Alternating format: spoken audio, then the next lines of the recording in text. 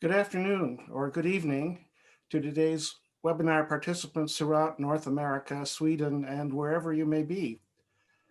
I'm Ron Johnson, Chair of the Board of Directors of the Swedish American Historical Society. It is my pleasure to welcome you to the Society's fall program, Turbulent 2020, and the Swedish American Museum Experience, a conversation with the directors who are with us from the Eastern, Central, and Pacific time zones here in the United States. Turbulent times are times of change, some for the worse, but also some for the better. For the worse, we miss the opportunity to gather in fellowship for a social hour, festive meal, and program as we have twice a year for many, many years.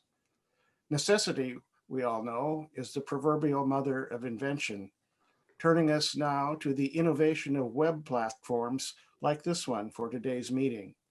For the better, this grants us the opportunity to have panelists across the country, to transcend geographical limitations, making the program accessible for our members as well everywhere, and to expand the availability of the discussion to those of you affiliated with the museums who may not be members of the Society.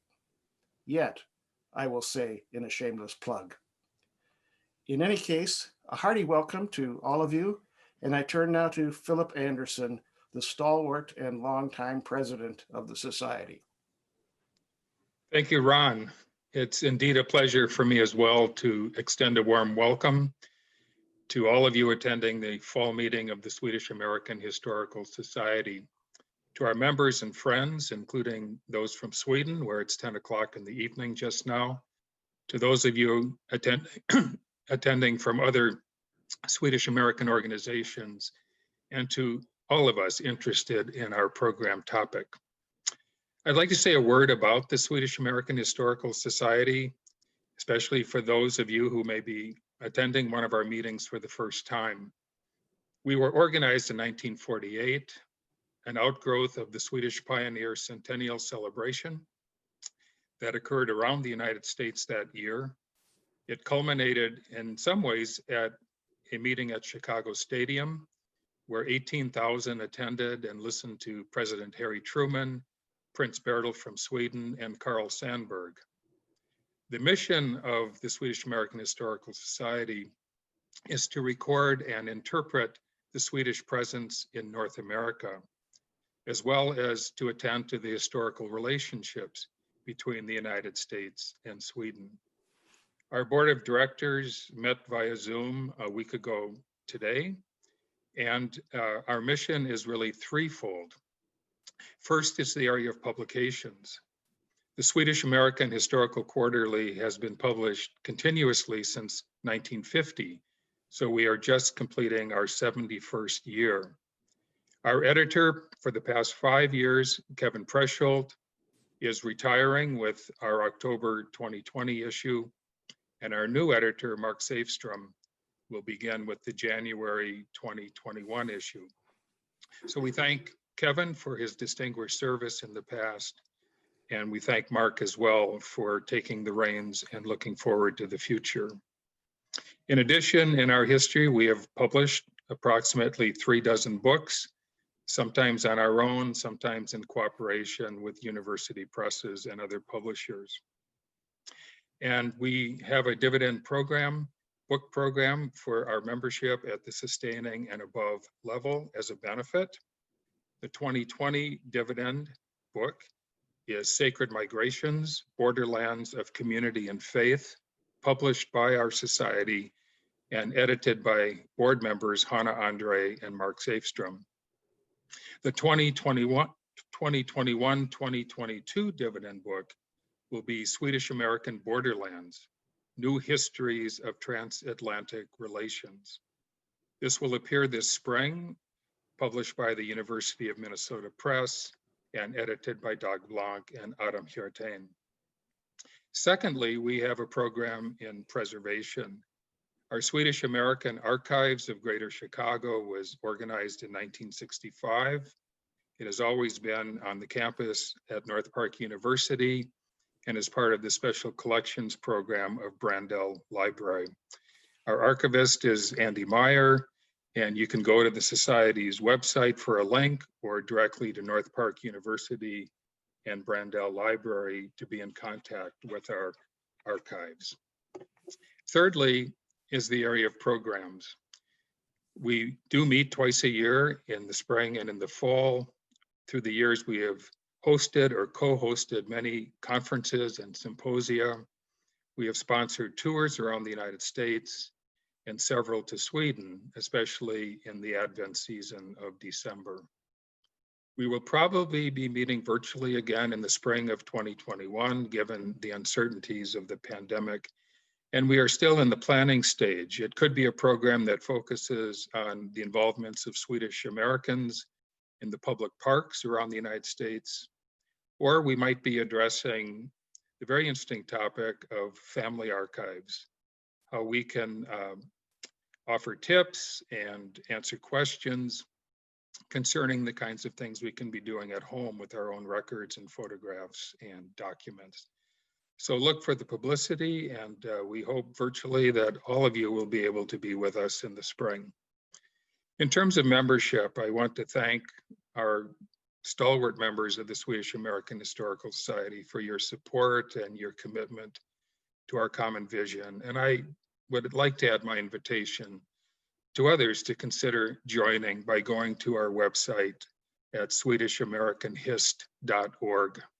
The benefits of membership are multiple, including our publications, the quarterly newsletter, the opportunity to purchase books, to get book dividends, and have access to our archival resources, as well as all of the kind of programming we do.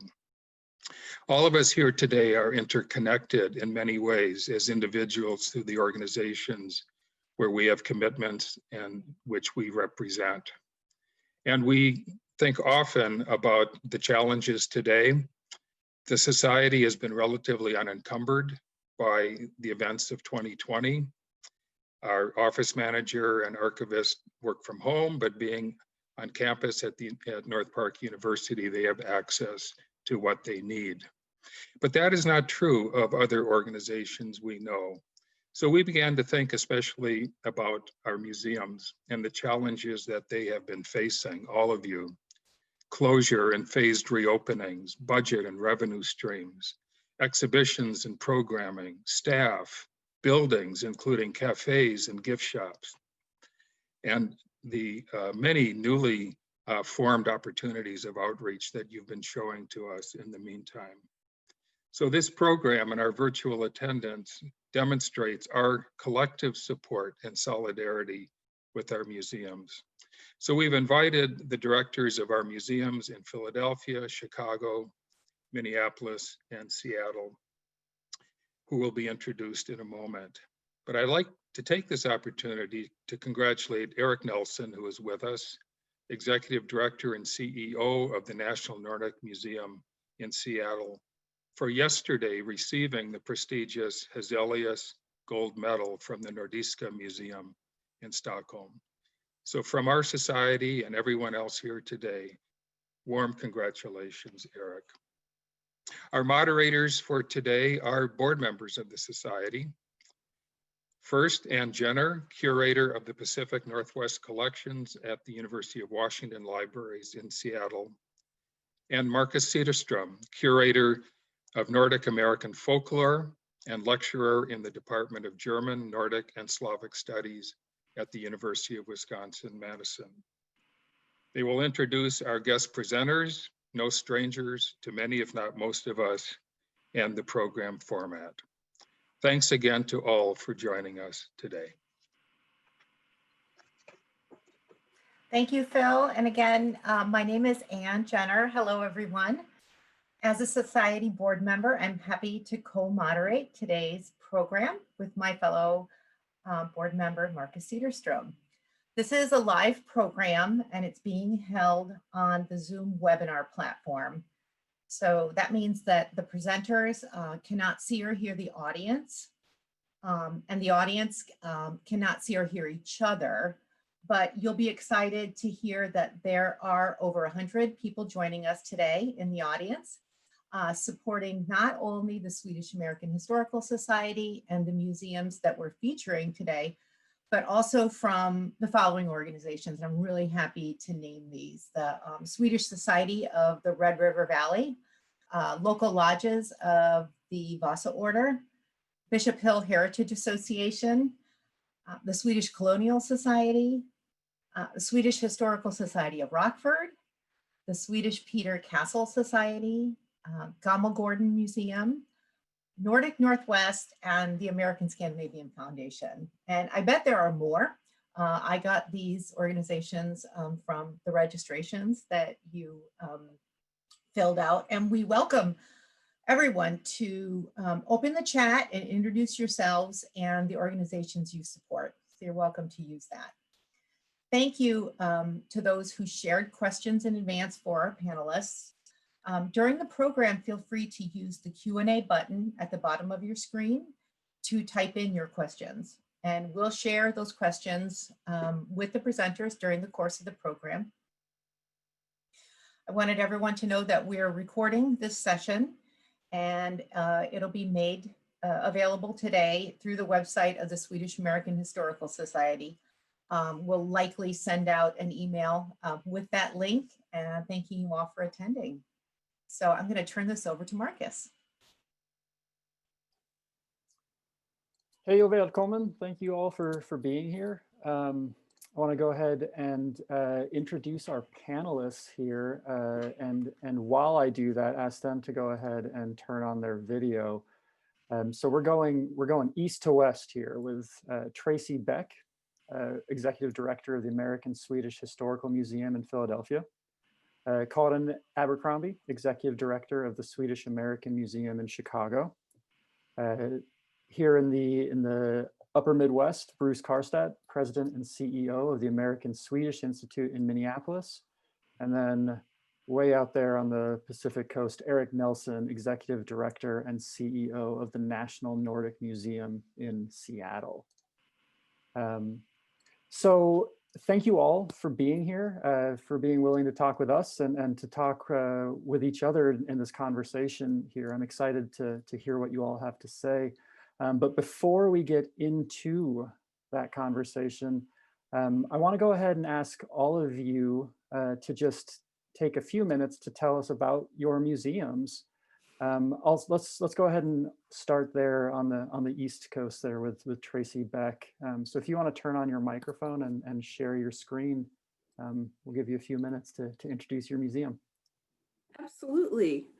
I'm excited to, and it's probably, I think, appropriate that we go first because the American Swedish Historical Museum in Philadelphia was the first Swedish museum in the United States, founded in 1926 by Amandus Johnson. Amandus Johnson was a scholar of the New Sweden colony, which was established along the Delaware River between 1638 and 1655. This is a picture of the mural in our Grand Hall on the ceiling, a very romanticized version of the Swedes arriving in 1638 and their interaction with the Native Americans there. So this is how we present the story now in our New Sweden gallery. So this story of the New Sweden colony has always been core to who we are.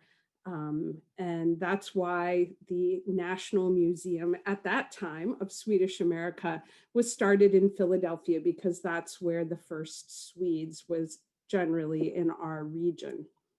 But why were we founded in 1926 is another important question to consider. And that's because there was a large exposition in Philadelphia that year, the sesquicentennial, celebrating 150 years of the United States. So Gustav Adolf laid the cornerstone as part of that festival for our museum. The museum actually didn't open for the festival, but it was under construction during it. And it was really the way that Swedish Americans were saying, hey, we're not a recent immigrant group that arrived in the 1800s. We've been here before the British in the 1600s. And so the museum was established, and you see here it's called the John Hanson John Morton Memorial Building. This is before we were actually built, but as a memorial and as a way of saying that we were here first. And you can see that at the time, the mission was devoted to the preservation of achievements in America by citizens of Swedish descent. So not that much different than the Historical Society's mission that was stated earlier. So our current mission is going to read across the top of my screen here.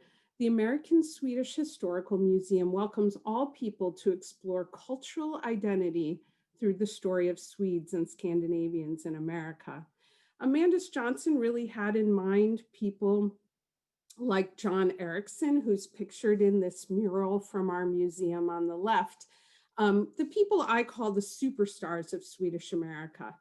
But our museum has expanded to include the other people who came as part of the Great Migration, and even people like on the right, you see a Sami tent, the Sami who went to Alaska, for example. Our mission statement continues saying we are a community, and you can see pictures of many different parts of our community, dedicated to preserving and interpreting material culture. That's a very important part of museums' missions, is the preservation of objects that speak about experience.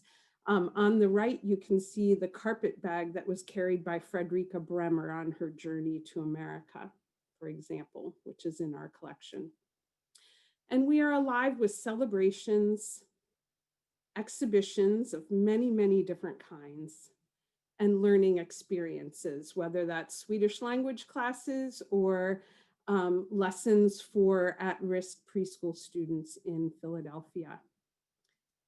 We encourage you, all of us encourage you to take a trip out and visit us. We are open even during COVID, so we'd love to see you.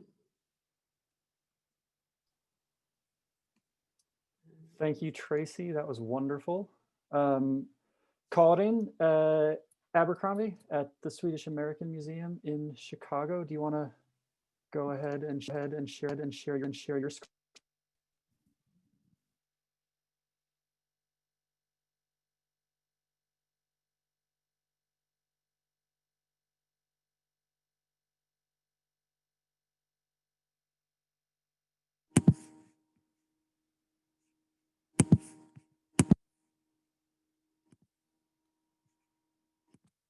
Didn't unmute me. Here we go.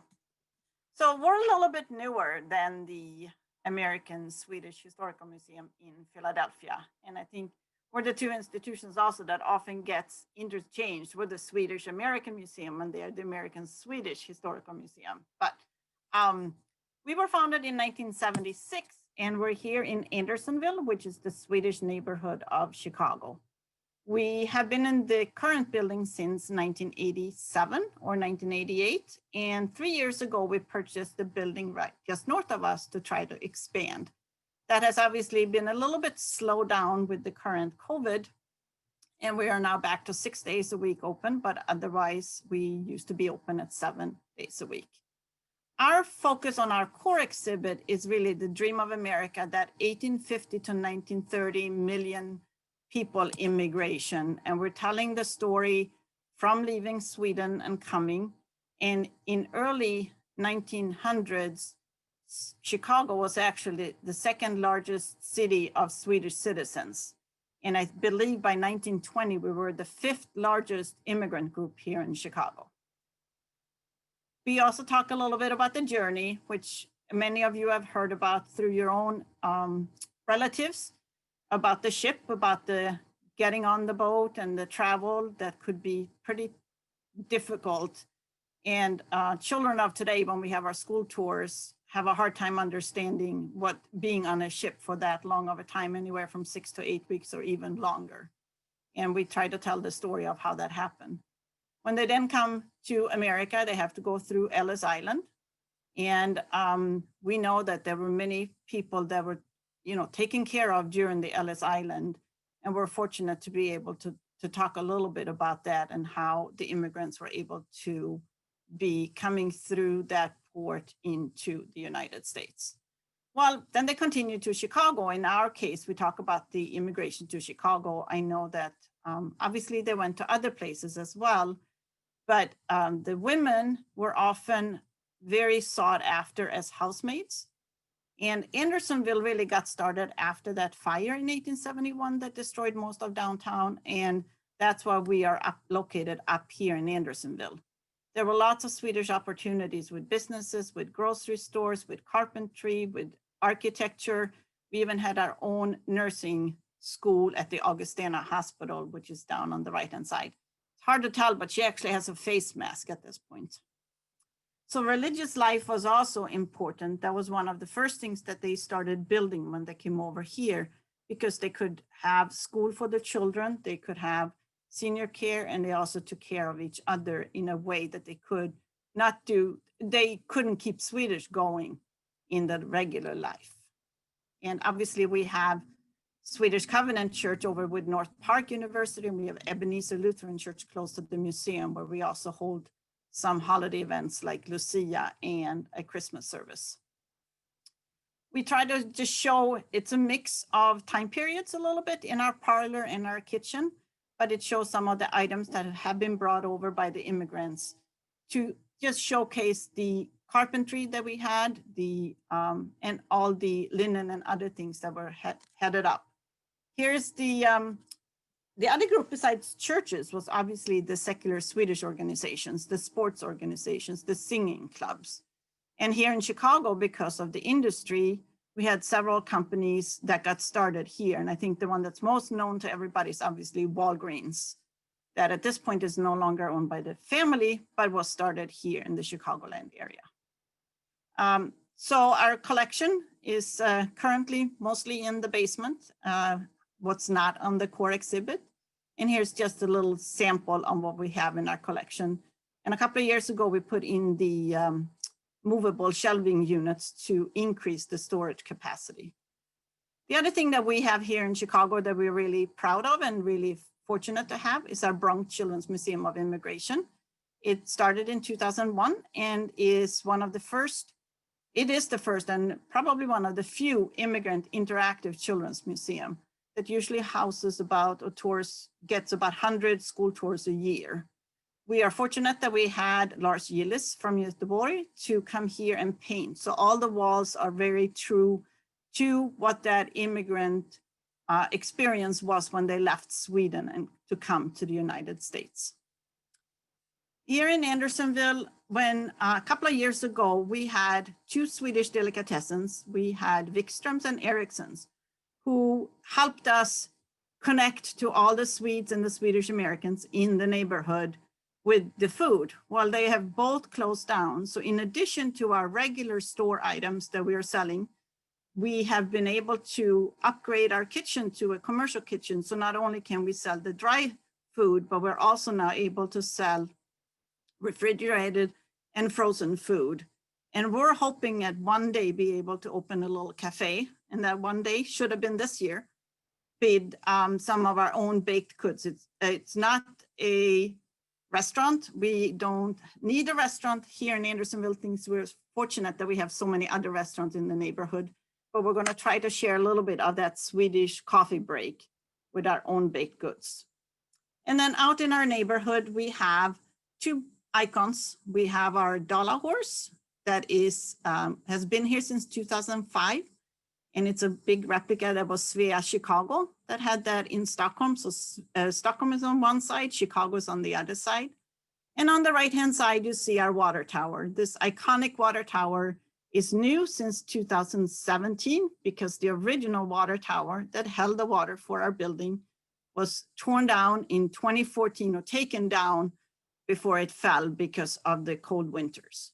So I'm going to stop there. I had a video, but I think I've taken my time, so I will move on. Let Bruce continue. Tack, Karin.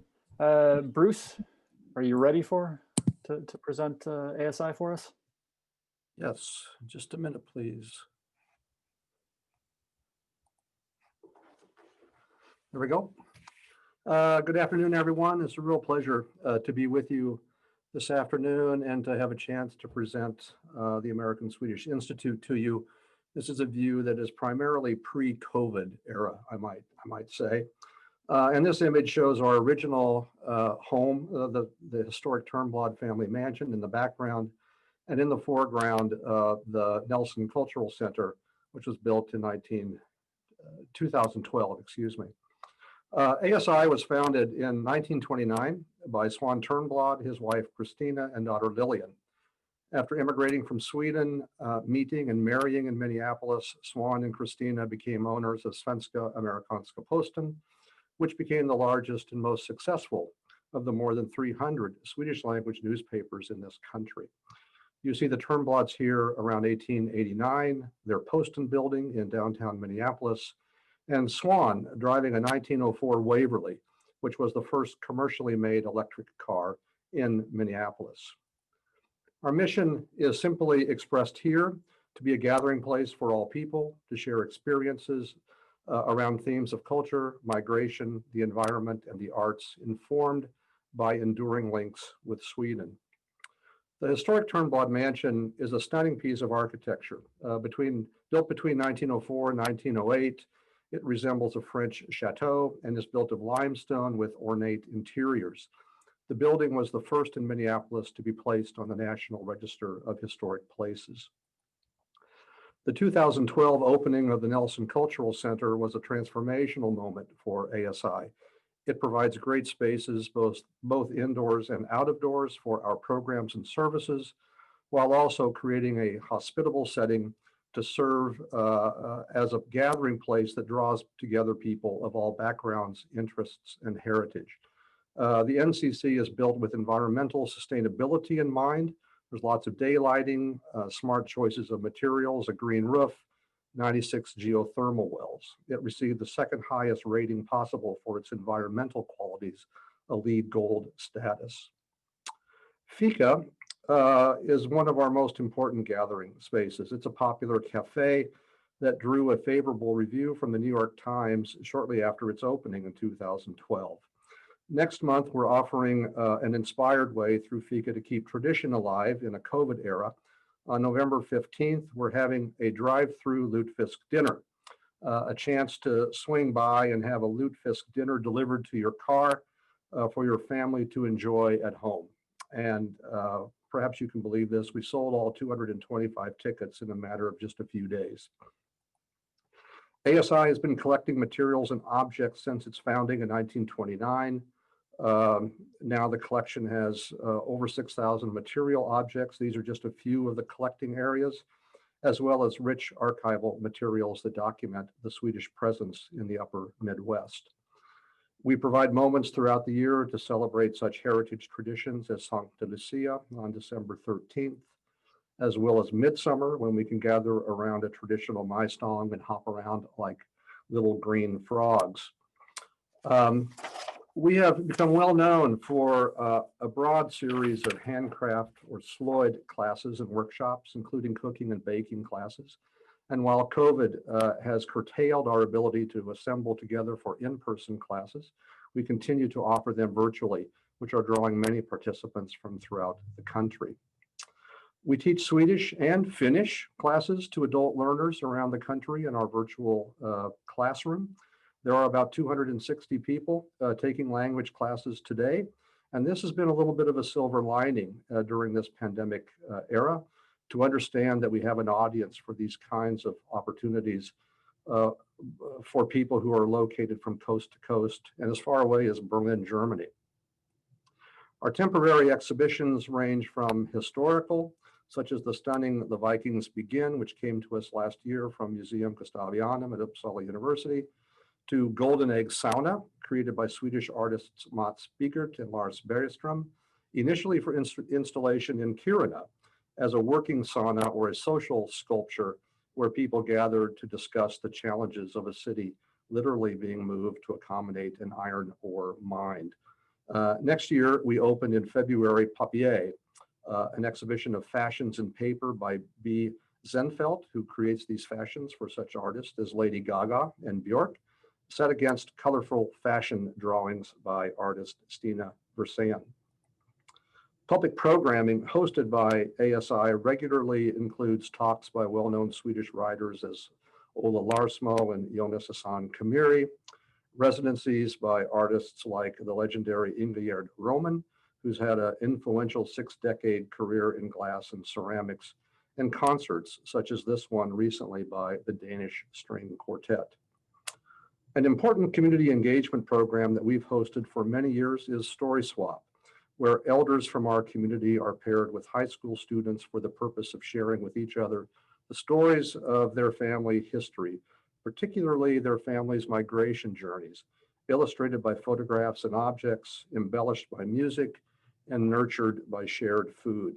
It's moments like these through which we hope to contribute to a community whose members better understand and respect one another. Thanks so much for your attention. I know that many of you are members of ASI, many of you have visited our campus, and to all of you, I express my appreciation for your support of the Society and for the 4 museums being highlighted today. Thank you. Thank you, Bruce. Some wonderful programs there. I feel like that the drive-through lutefisk is an Ole and Lena joke waiting in the wings. So that's fantastic. Eric, Sure. do you want to bring us home here from Seattle? Sure. Thank you, Marcus. I'm going to share my screen in just a second.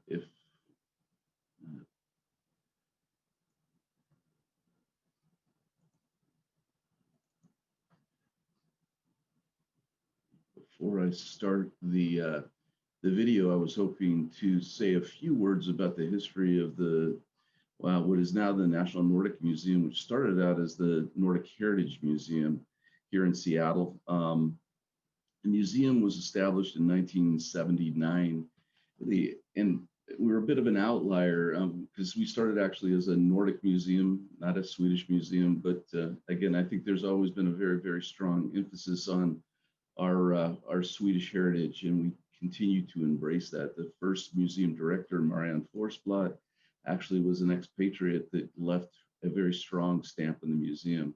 Museum opened to the public in 1980 in a surplus school, but we had always had, or the board had always had, a vision of a purpose-built facility that we could share Nordic stories and Nordic values. We ended up opening up the new museum in 2018, and it's been very transformational for us. I've got this video that I'm going to play.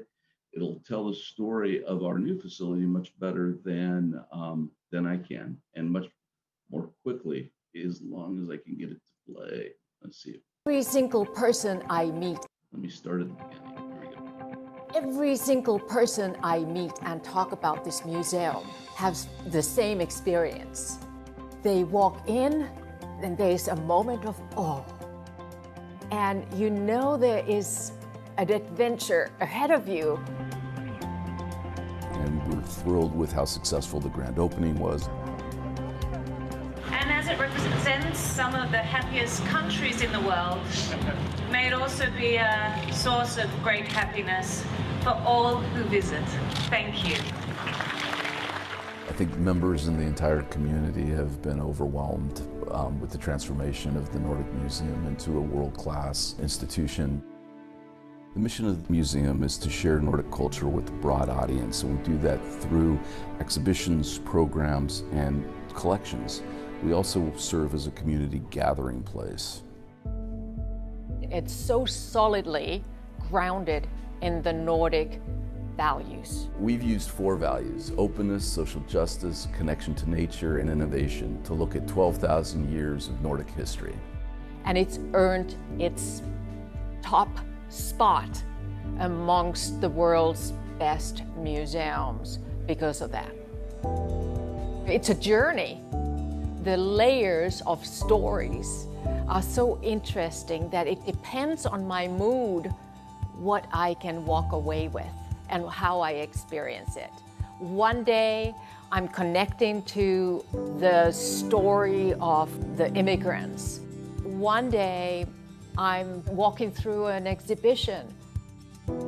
Another day, I have a moment of meditation, watching beautiful scenic pictures. One of the purposes is to share culture, share artifacts, share evidence of past life in the Nordic countries, but another one is what's going on currently. And there has been quite a bit of interest in the United States in the Nordic model, so to speak. And I don't think of it as a museum and sort of the stodgy, you come look at static exhibitions. This is a place of learning. I think of this just as an open place to really have dialogue around arts and culture, but also about important policy issues that face all of us. The Nordic Museum that we have here is not like a regular museum. I think it's a community builder.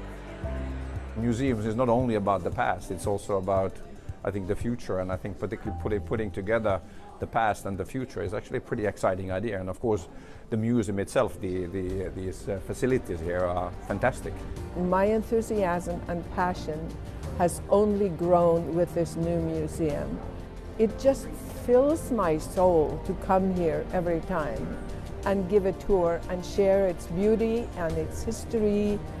Anyone who is not a member yet of this museum and who has not yet seen it are missing out greatly.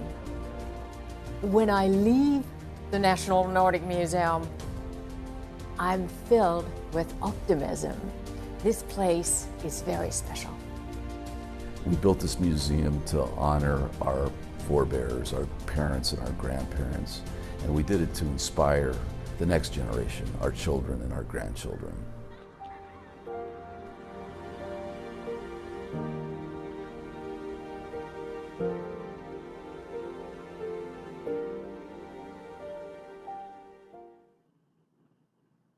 So the next time any of you are in Seattle, or for those of you that are here, please stop by the museum. I'd love to greet you and show you what's up. I would say we do have a cafe, and one of the exciting things, to my mind anyway, was last year we were voted the best spot for day drinkers in Seattle. So if you want to come by and have some akvavit or another mixed drink, you can enjoy that with your visit to the museum. But anyway, on back to you, Marcus. Thanks for having us. Thanks, Eric. I mean, that introduction to all four of the museums, I think, really speaks to the way all of you kind of preserve, present, and interpret over 100 years of understanding of the immigrant experience for the present, but also for our future. And as we consider that future, in the very near term, the future seems to be still dominated to some extent by a global pandemic. And in fact, it's one of the reasons we're doing this event online and on Zoom like this. So I actually want to start the conversation between the four of you with that. And Eric, I'm going to put you on the spot again here. If you could maybe speak a little bit to how the pandemic has affected your programs and what challenges and opportunities you've noticed. Yeah, you know, I'm happy to launch in, and I think the team gave me this one because it's the easiest one. So, but I think it's also relevant for everybody, not only in the museum community but across the board. When the pandemic first hit, I think there was a lot of expectation that things would be back to normal within 3 or 6 or 8 weeks, and we were a little bit slow to take dramatic actions. But by the middle of March, it was pretty clear that we were all going to have to close and reconsider. So our first situation was, I should say that the museum here in Seattle puts on about 150 programs annually, and we've a lot, as I mentioned in the video, we're also a community gathering place. So that community gathering is very important for us. So canceling those programs became a real challenge, and we canceled a month's worth, and then we canceled 2 months worth, and then we canceled 6 months worth. And as we were canceling, we realized that we needed to figure out how to virtualize those programs so we could continue to engage our community and make sure that the audience was truly engaged in what we were doing. So again, we did the shift. I don't want to use the pivot word because I think it's pretty worn out, but I think we've all been trying to adjust and figure out how to use forums like this one to share our programming. The next trick is how do you figure out how to monetize it? Because again, most of the expenses of running the museum are in the operations of the facility and the staffing, and we didn't want to let folks go. But again, our model had shifted from our old museum to the new museum, and we're operating out of the surplus school on Sunset Hill. About 50% of our revenue was contributed and about 50% of it was earned. But when we moved into the new building, it shifted to a point where we were earning about 75% of our income through visitation, cafe, event rental, any number of things. So when we had to shift and pivot away from welcoming people to the museum, it really had a significant impact on our the economy of the museum. So figuring out how to monetize some of those virtual experiences became a significant issue, along with trying to figure out how to kind of lean back on contributed revenue instead of earned revenue. We've been kind of blessed with the capital campaign and focusing on revenue generation from contributions, but most of that was focused on the new building project. So shifting that orientation to annual support was something that, I don't know if it was a silver lining or not, but we were kind of forced to step back away from some of our earned revenue and focus in on contributed. So we were able to, one of the first moves we made was to actually virtualize an innovation summit that we had, and we had collected about $150,000 in sponsorship from a number of corp companies to do this as an on-site experience. So we found very quickly that we would need to either give that money back or virtualize it, and we decided that we better virtualize it. So fortunately, we were able to work with the University of Washington video department and put together a very compelling half-day program, which everybody was delighted with. And positive outcomes from that have been already stated. We were able to engage much broader audiences. We had visitors from South Africa and South America, as well as throughout the US and Europe.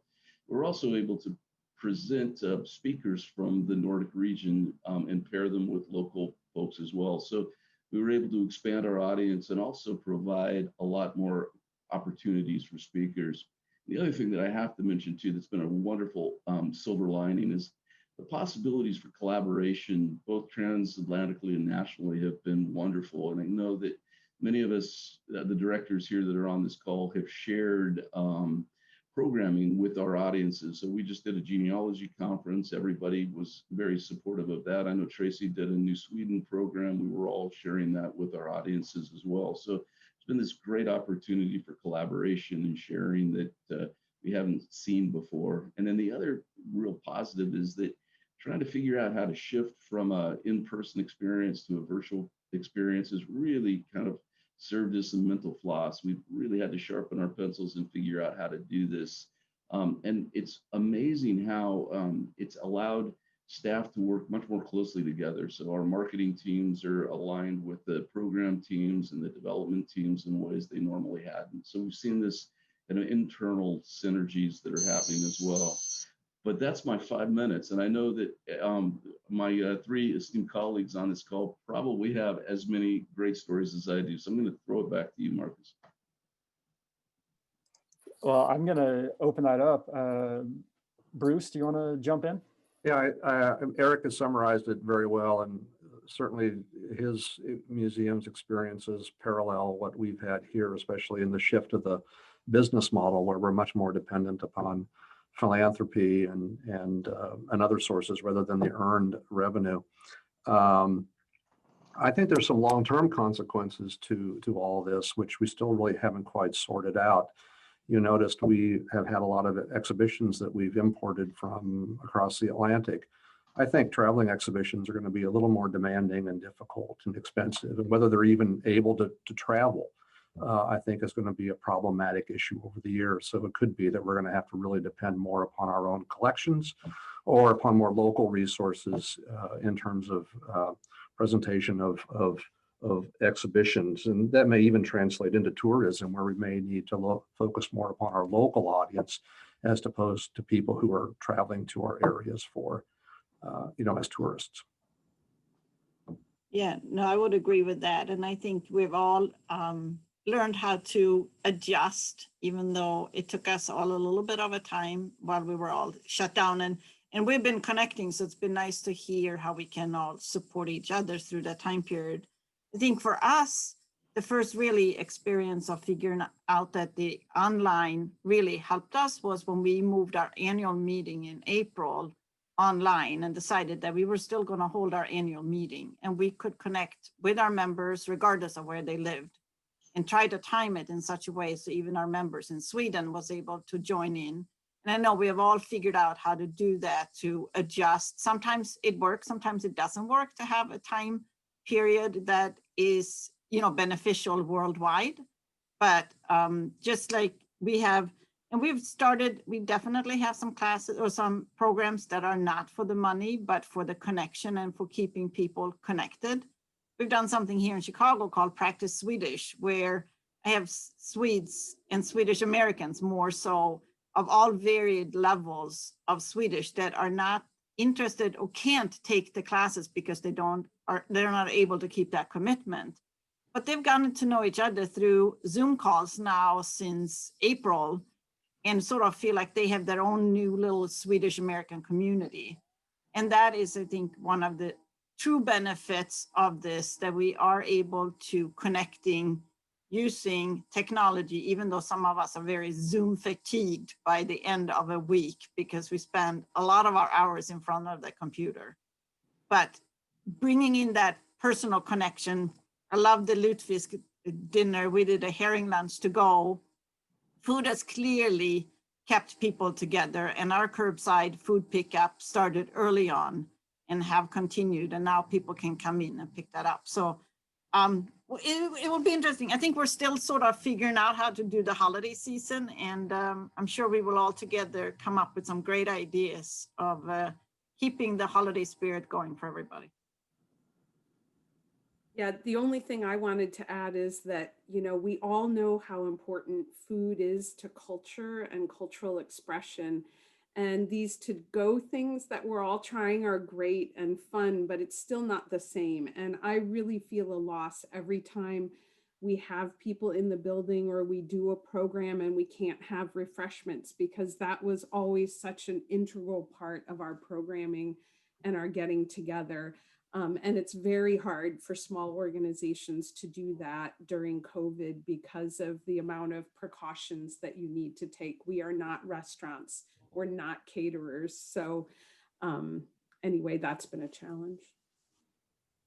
I really appreciate you saying that, Tracey, because I think, I mean, we can speak of the improved accessibility, the expanded audience, but all of you have mentioned kind of community, right? How do we make these connections? And there is something that gets lost when we can't meet in person. There's something to be said for that. That's really important in kind of connecting people, which actually I brings me to my next question here for Bruce, that while the pandemic continues, we're also in the midst of an ongoing and really important civil rights and racial justice movement. I mean, immigration, social justice, indigeneity, all of these things are deeply interconnected, and they're especially interconnected, I would say, in the neighborhoods where all of your museums are.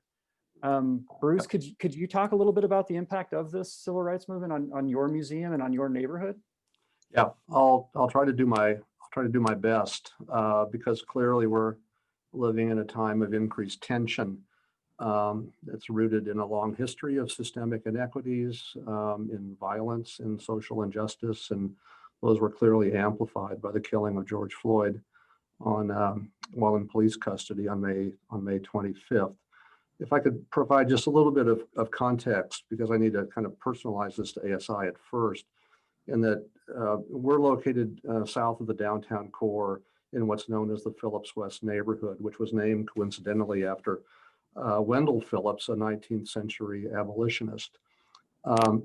This district includes the old Cedar Riverside neighborhood, which was known as Snus Boulevard due to the many Swedes, Norwegians, and Danes who live there. But today it's very diverse, and Cedar Riverside even, in fact, is a major center for recent immigrants from Somalia.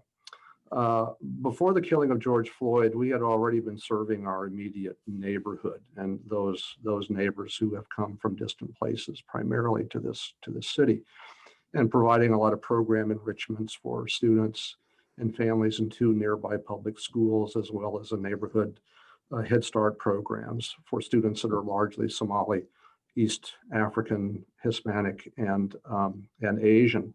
And we have begun to be known as the friendly neighborhood castle. It's kind of a safe place where Head Start kids can play in our gardens. It's a place which hosts naturalization ceremonies for new citizens, and a place to pick up books from our little free library on the corner. We are also 14 blocks from the corner where George Floyd was murdered. And we were right on the edge, and it seeped through our area of civil unrest in May and June. Lots of anxious moments, and we took the steps to board up the mansion to counter any potential mischief. But our thoughts were primarily with those families that we'd gotten to know through our community engagement programs. Many of them live in neighborhoods that were terrorized by outsiders. Some lost businesses and jobs, and their neighborhoods lost basic necessities like grocery stores and pharmacies. So we have been reflecting a lot on the question of what is our responsibility here. What is the role of a museum founded by Swedes in a changing neighborhood and community that now needs to heal from trauma? And how do we balance all of these responsibilities? We start, at least I do, with a recognition that many of those who are most dramatically affected are now recent immigrants and refugees. And that of late, there's been a lot of tension over questions about America's historic role of welcoming immigrants and refugees. I became aware recently of a remarkable community effort in Orange, New Jersey, known as the Collective Recovery Project. It arose out of 9/11. It's an organized initiative to help communities heal from trauma. And the principle of collective recovery is that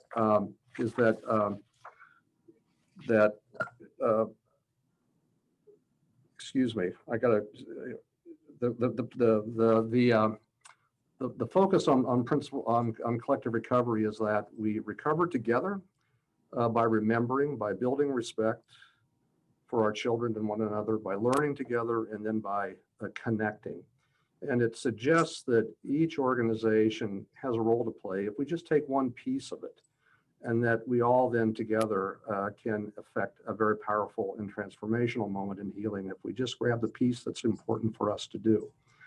And so while our work is still evolving, we're grabbing onto, as our part of collective recovery in Minneapolis, some of these initiatives. First of all, we established a community fund through the generous donations of trustees and members, and we're providing small grants to organizations in our neighborhood that need help. We've also reaffirmed our intention to provide space for community events or exhibitions whenever we can. Right now, we are hosting a large textile exhibition of remarkable quilts by women of color, honoring the 50th anniversary of the Freedom Riders, which was inspired by the George Floyd killing. And we've also provided supplies recently to a project that's conserving the art and paper materials that have been left at the George Floyd site for preservation so that that can be documented and preserved for later interpretation. But I think maybe our most important work lies ahead in how we tell with honesty and balance the narrative of Swedish American immigration. By that I mean telling the full story and narrative of our immigrant history. We need to be sure that we remind people that those who immigrated from Sweden in the 19th and early 20th centuries had both successes and failures, that they were colonialists, that they received great support from government and public policy, and that they also tenaciously clung to their language and traditions for many generations. And I think that by telling those narratives with that kind of clarity and transparency, maybe we can help our communities develop greater empathy for those who have more recently arrived in our country and who are having similar experiences. Yeah, thanks, Bruce. I think you guys are doing a wonderful job. We have been fortunate here in Chicago that we have our Chicago Cultural Alliance. So for many years, we've been able to work with 40 other ethnic museums and organizations in programs that are cross-collateral, between the different ethnic communities. And right before the closure, we were able to have the last lecture by Jason Diakité before he had to go back to Sweden because of COVID. And in that, we worked with DuSable Museum for the moderator, because we felt that that was someone that could closer connect between what Jason talks about being Black and being white, having grown up in Sweden with a Black father and a white mother. And took him a long time to identify. So just as much as we're all working within our own community, we have had evenings or daytime chalk writing on the sidewalks to support the Black Lives Matter and other things, and we're working closely with the chamber, is to figure out these ways of how to bring forth the immigration experience on all levels, not just the first generation, but maybe even the second and third generation. And to Bruce's comment that it wasn't just all great news all the time. There were some struggles, but together we can, as a community, get further. So we have lots to do here in Chicago, definitely, and to continue to work on that. But I think I've also learned a lot from working with my 3 colleagues here and our Chicago Cultural Alliance on how to work forward on that message.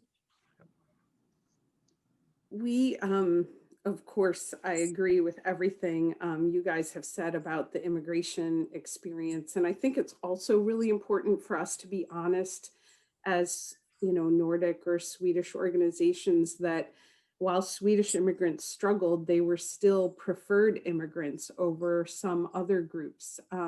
So they had preferential jobs versus some of the jobs that other immigrants were doing and things like that. So we'll be facing that as we redo exhibits about immigration, how we share those stories. But we've had to confront something that we knew we needed to do for a very long time. We've finally done during this movement, and that is to really be careful about how we're talking about Native Americans in our organization, because we present the New Sweden story.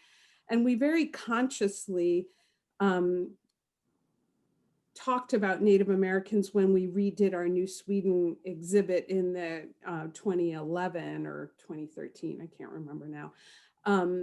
But we still have the ceiling mural that has a caption that says, "The establishment of civilization in the Delaware Valley, the arrival of the Swedes in 1638. This is basically the first thing that people see when they walk in our doors. And so it was really important to us as a staff to make sure that all of our visitors understand that we would never say that now. They said that in 1928 when the museum opened, but we would never say that now. And in fact, recent scholarly works suggest that it was truly the Native Americans who had the power in the relationship between the Native Americans and the Swedes, that they were the ones in a position of power, and that the Swedes were not. And that's not how we've always told the story. So that's a reality that we've had to be very conscious of. The other part of what's going on in America related to equity right now that I feel really strongly about us having a role in is the whole question of monuments. Americans are very, very upset about what they see as destruction of monuments or erasing of history when it comes to monuments. And I personally think that and oftentimes when monuments are going to be taken down, people say, oh, well, we'll just put them in the museums. But I can tell you that in general, the museums don't really want these monuments. And so I do think it's important that we have a part to play in the conversation and to help Americans understand that monuments are not about preserving history. They're about preserving and really celebrating something, and usually they're put up decades or hundreds of years after the history itself. So while I fully support preserving Confederate historic sites, Confederate monuments can be temporary because they were valued by a culture at a certain point in time. And we may choose not to value those same things now and not to elevate them, literally elevate them with a monument. When it comes to Scandinavian Americans, in our area, we had several monuments to John Hanson, the first president under the Continental Congress of the United States, because he was a Swedish American. And then it was found out, actually, he wasn't Swedish American. And so those monuments had to be taken down. Our building was going to be named after him at one point in time. I'm glad they did not etch that over our door. And then, you know, there are lots of monuments to Leif Erikson and other. So these are questions that are going to come up for our community too. And I think we need to play an active role in them. Well, thanks, Tracy. I don't have much to add. And I know we're kind of have two more presentations in front of us. But I would say that, you know, equity and risks is super important here in Seattle as well. And there's been an epicenter of protests that we've all been aware of and focused on. The mission of the museum here in Seattle is to share Nordic culture and values with broad audiences. So we've been doing our best to emphasize programs that really lower barriers and invite a wide range of people to the museum. Also, and that includes doing oral histories of blended heritage with Native Americans and Nordics. It also is doing programs that relate to contemporary issues in Scandinavia around xenophobia and diversity, and how that's manifesting itself in nationalism in Sweden and other places as well. So this is not a US problem, this is an international problem. And using the museum as a platform to be able to talk about this and the issues around it is something that we are emphasizing more and more. Also doing more and more work around Nordic colonialization, that's in Greenland and places, as well as the US Virgin Islands and. So we really want to make sure that we're telling the story and also allowing everyone in to give everyone a sense that there's something to be learned and something to be gained by presenting a platform where people can explore values, and these values are really exemplified through the Nordic narrative, and I think those are globally important issues. So with that, I turn it back to you, Marcus. Well, I mean, I think that's fantastic, right? We're talking about self-reflection as museums, as people, but we're also then talking about how can we amplify these issues and get our community members thinking about it. And that is a question of equity. And of course, along with these types of questions of equity are questions of environmental justice. As you mentioned, Eric, there's a lot of opportunity for this international collaboration, and the Nordic region is known for its championing of sustainability, and especially environmental sustainability. Karin, could you talk a bit about what environmental sustainability means to museums and how your museum is engaging with those issues? Yeah, I'm going to try. I think we're all, yes, Anne? Karin, I'm going to jump in here, and I'm just going to, I'm looking at the time. It's just after the hour. We have about a half an hour left, and I do want to invite our audience to participate by asking questions in the Q&A or in the chat. We're answering a lot of questions that were presented or that were offered by people when they registered, and we appreciate that. But I just want, if you feel so moved to ask for other versions of this, just let us know. We're happy to be interacting with our audience. Karin, thank you. Yeah, no, I think, I mean, I know Eric said that he got the easy question. I think in one way I got the easy question, although there are lots of twists and turns. So I just wanted to sort of a little bit, the word sustainability, I think, has been used a lot. And if you look up in the dictionary, it means both the ability to be maintained at a certain rate or level. It's also the avoidance of the depletion of natural resources in order to maintain an ecological balance. So we often think about sustainability through the environmental, but if you really think about it, sustainability is woven throughout the DNA of public collecting institutions, because collections are to be maintained in perpetuity, rendering the idea of sustainability fundamental to institutions' missions, which we are all doing as our missions are pertaining to that. If you then bring it to the environmental side a little bit, some of us are in old buildings. We're sort of stuck with some of the issues that come with old buildings. We can do the things, and I know Eric can talk about some great things, and Bruce also with their newer portions. We have 2 old buildings. The way we can really focus on sustainability has to do with getting the windows to not be, putting in new windows so that we can maintain our heat inside. We can change to LED lights wherever possible and to sensor lights wherever it's possible. We've also changed to air hand dryers, especially in the children's bathrooms, which actually has a side effect that it doesn't clog up our plumbing quite as much when they use an air dryer instead of paper towels. We have water fountains where you can fill your water bottles. It used to just be a water fountain for drinking, but now it's so you can fill your water bottles. You can continue to use a water bottle.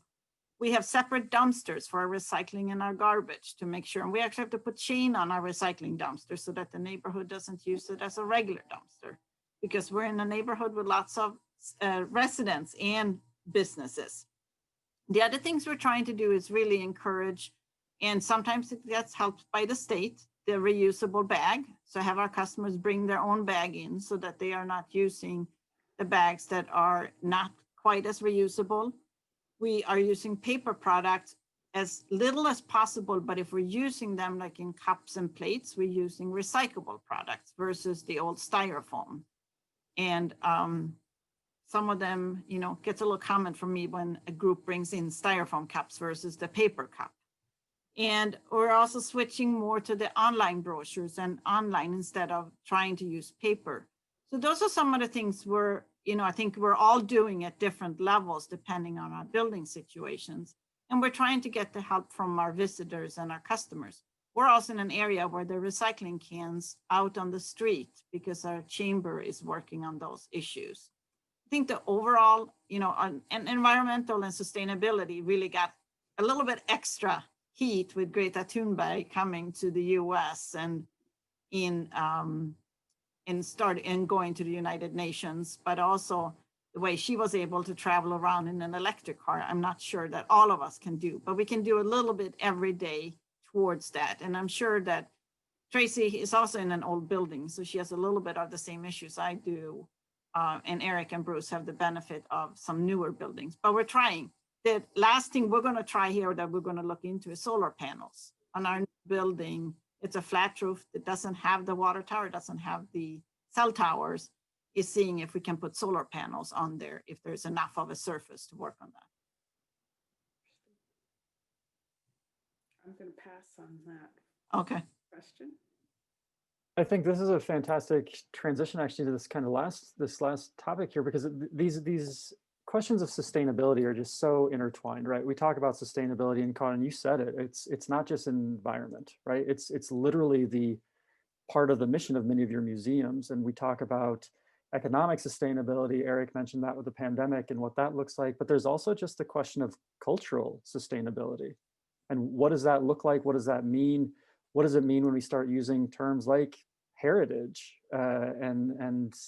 for looking back to the past, but also today, and as we look forward to the future of Swedish America.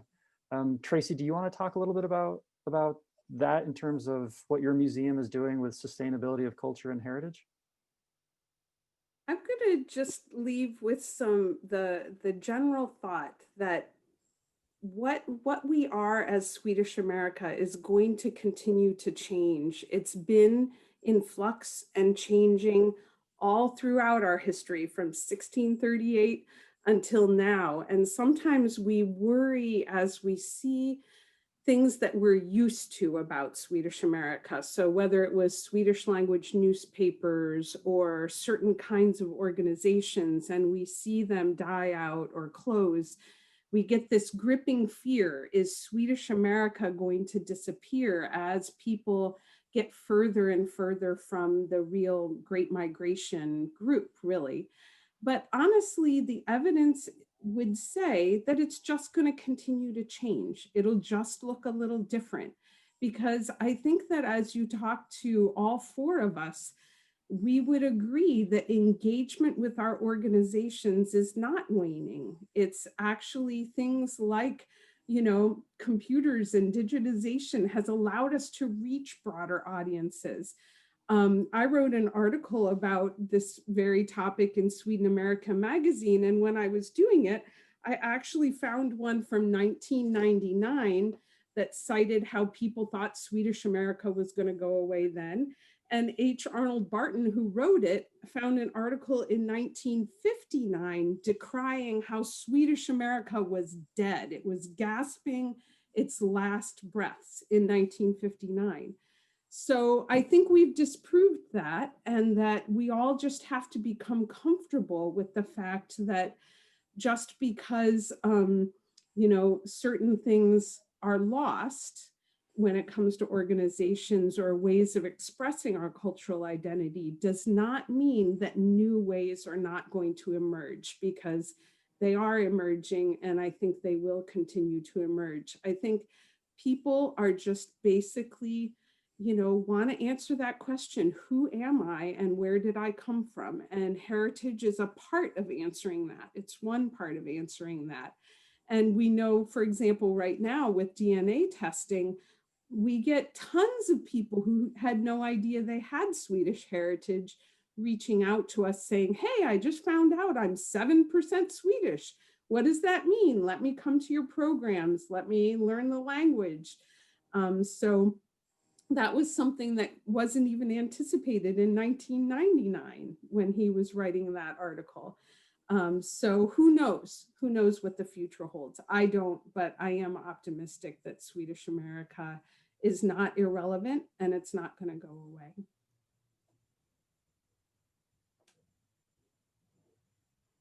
Eric, Bruce, Karin, you want to chime? I mean, I love that, right? I mean, Barbara Klein, who passed away a few years ago, wrote and edited a book about Swedish folk art, and the subtitle was "All Tradition is Change," and it's something that I think about a lot when we talk about what this looks like and what it means for ethnic organizations, whether it's Swedish American, Danish, Finnish, you know, Sami, Somali, whatever it might be. But I don't know, Eric, Karin, Bruce, you want to chime in? Otherwise, we do have a question coming in, so we can also. I'd love to hear your thoughts. Yeah, my quick thought is I absolutely agree with Tracey. The last 6 months, I think, have taught us all that, you know, the one consistent is change. It's just been accelerated over the last 6 months as we try to shift and figure out ways to continue to execute on our mission. And again, as time goes on, we will evolve and change. And again, I can't say enough about my commitment to the Swedish heritage will be continue to be an important aspect in the U.S. context and continue to be important. I think as some organizations shrink, others expand, and I think that is the way we will continue. Yep. I think if we can sell as many lutefisk dinners in a parking lot pickup site as we can by inviting people to dine inside with us, there is no more testimony that you need that tradition does change and people will adapt, and ultimately it will continue to thrive. Right, absolutely. And maybe that lutefisk dinner will have a little bit of a spice to it soon, because I think one other thing is that Spice? No spices. Yeah, Sweden has changed over the years. So Swedish America, if you bring a new Swede over today and you become a Swedish American, that's different than what it was 10 years ago. I've been here for 40 years. Even my traditions, if I go home to Sweden, has changed what the traditions are in Sweden. So it's constantly evolving. And I think being able to adapt to that regularly, which I feel that we have all tried our very best, and that is by having an open door also to new members and new ideas and connecting with other ethnic communities and other cultures so that we can continue to celebrate, but also understand what we have to really review and talk about. Well, I'm gonna. It gets, and do you want to? I want to just real quick here. So, I mean, this gets to this question of relevance, right? And dealing with the change that we're seeing. And Eric, you mentioned this very early on with the pandemic. How do we make programs that are going to be monetized, but also relevant and open and there for everyone?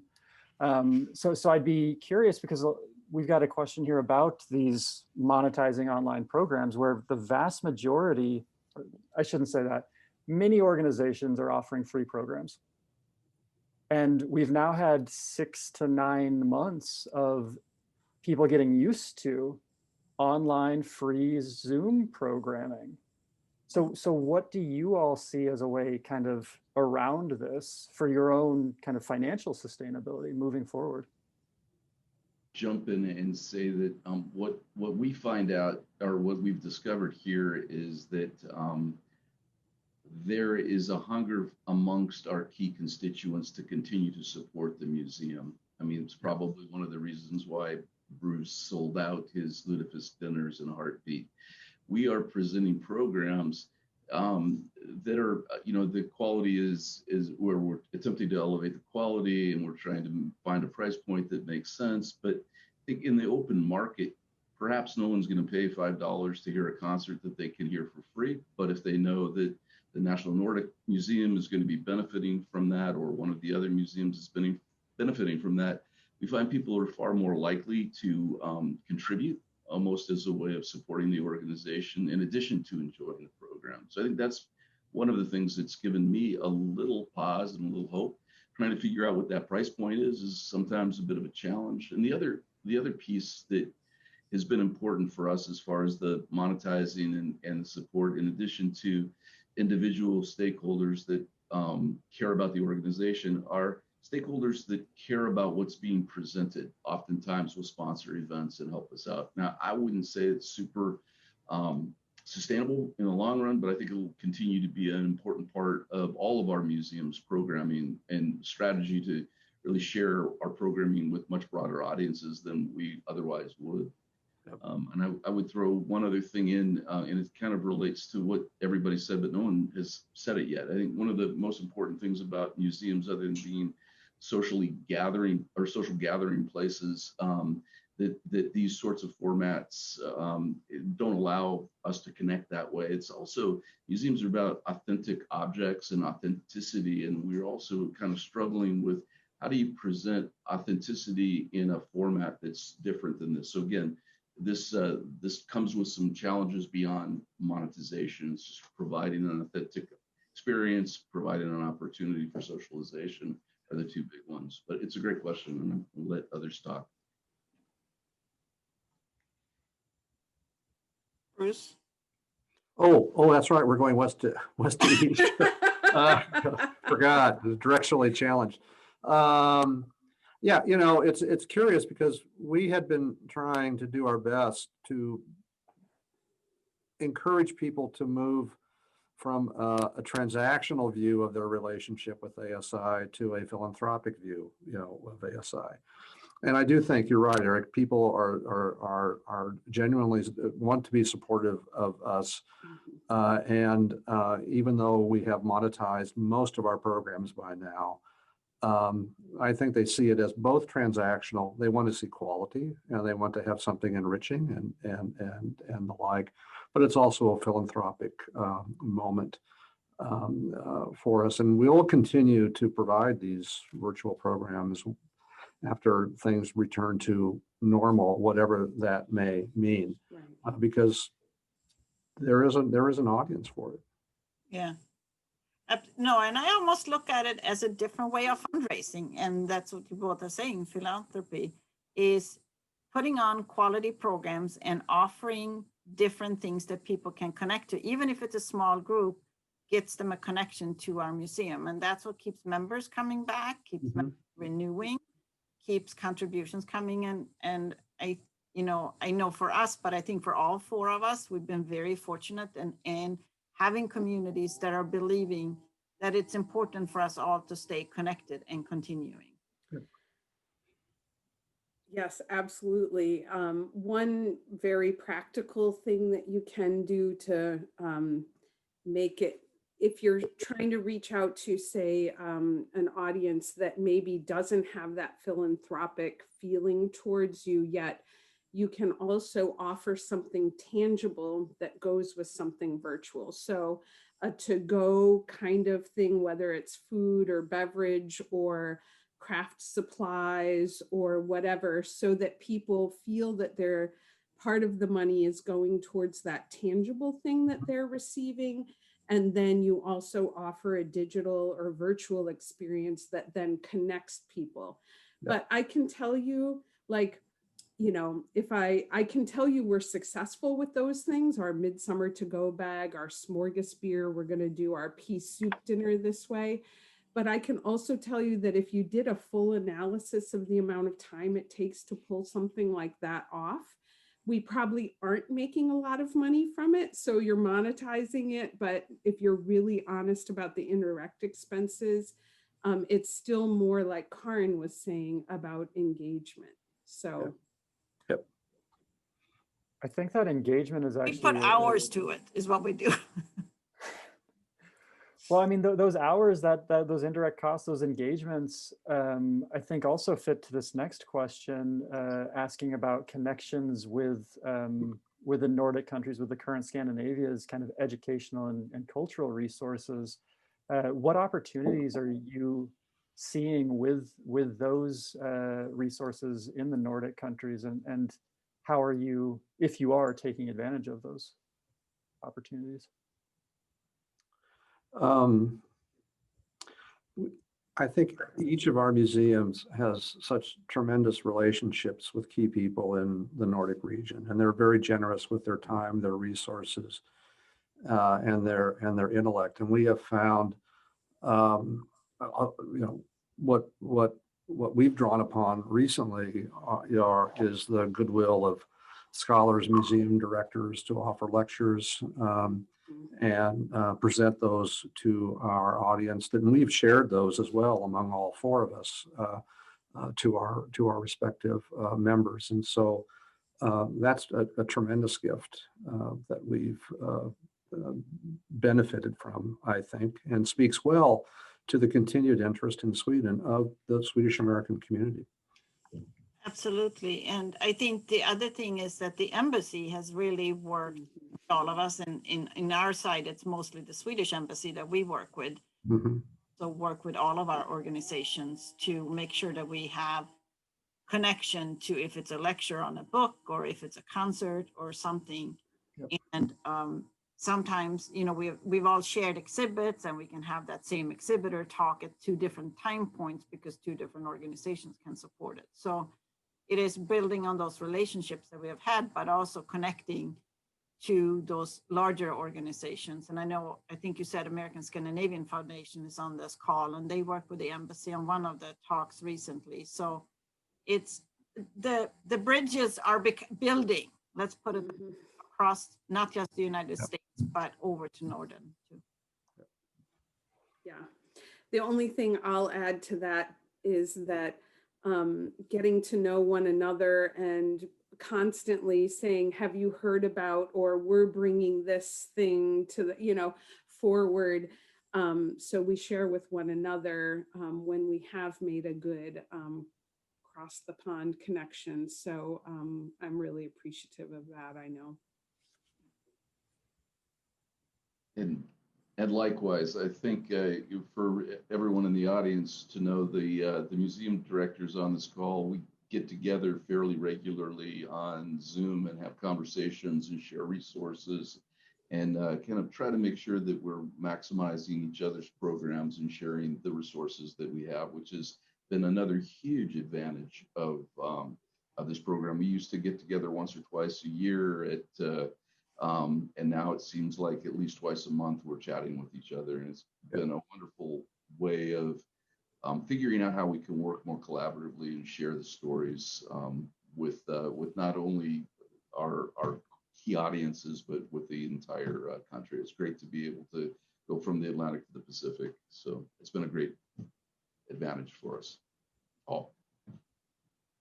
That's wonderful. As we're running out of time here, and I'd like to kind of wrap up by asking each of you maybe to share, like, what is the one thing you're really excited about for 2021? So Bruce, that means you can't name the drive-through lutefisk dinner, I'm afraid.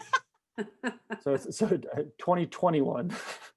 But I'd love to hear as because the next year is still a little uncertain, but there's so much excitement and there's so many possibilities. So I'd love to hear kind of as we finish up here, what are you excited about for your museum? I'm excited about the day I can open the doors and have our children come back for our children. I don't know when that's going to happen, but we truly miss the families in our neighborhood where the children love coming in and says, this doesn't look like a museum and I want to go up and explore. Those are the things, but we will figure out other ways. And then here in Chicago, we're excited, hoping that we can get our courtyard ready so people can come and sit outside for a cup of coffee. Yep. Well, I'm not allowed to tell the specifics of this, but our museum has the possibility of being included in a citywide huge event that's being relocated from an indoor location at the convention center to our park right in front of the museum, and the museum will be incorporated in the footprint. And if this does come to pass, we will get as many visitors per day as we normally get per year for 2 weeks. So that is incredible exposure, and I'm ready to work on the problems associated with how do we handle that many people.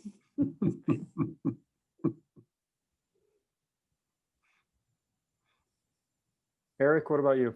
Eric, you're next. I think one of the things the last 6 months have taught us is that we need to invest more into innovative strategies for sharing our programs. So we've made the commitment to hire a digital strategist that'll be joining the museum early in 21 to help us kind of guide some of those opportunities a little bit more thoughtfully. I mean, we've been doing a great job kind of driving this thing from the back seat. We need someone that actually knows the lay of the land. So I think for us, we're thrilled that we're going to be making that investment and trying to enhance and improve and expand what we've been doing digitally. And again, it doesn't make up for the opportunities to gather.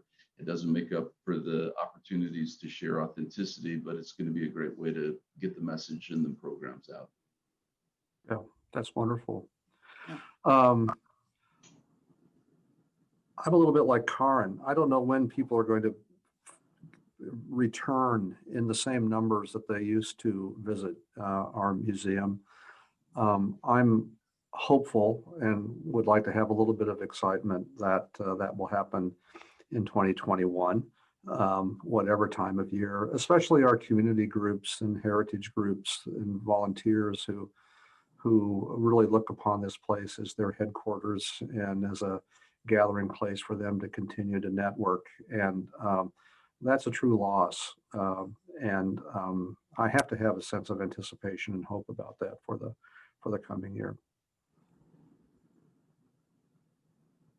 Well, thank you so much for doing this, all of you. This was fantastic. I'm gonna turn it over to Anne to kind of bring us home here, but I cannot stress enough how much I appreciate you all taking the time to speak with all of us. This was really wonderful to hear, and I'm excited to see what's in store. And for everyone on this call, I hope to continue supporting all the fantastic work you're all doing and across the country. Thank you. Thank you. Thank you. And in closing, we would like to thank everyone for coming and supporting Swedish American history and culture with memberships to the Swedish American Historical Society and any and all of the Swedish museums we featured today, as well as your local, regional Swedish American organizations. Really proud to have been part of the Swedish American Historical Society, offering this first ever live ensemble of these 4 individuals together. I just learned, whether in person or online. We did it first, and it was very exciting. Thank you very much for sharing this time with us. We know this is probably one of the most stressful times you've had as leaders of these institutions, and we appreciate your work so much. To our audience members, you will receive an email with a link to this recording. We'll also make this available through hopefully our forthcoming YouTube channel from the Swedish American Historical Society. So thank you all, and have a wonderful rest of the weekend. Thank you. Bye, everyone. Bye, everyone. Hej då. Hej då. Hej då.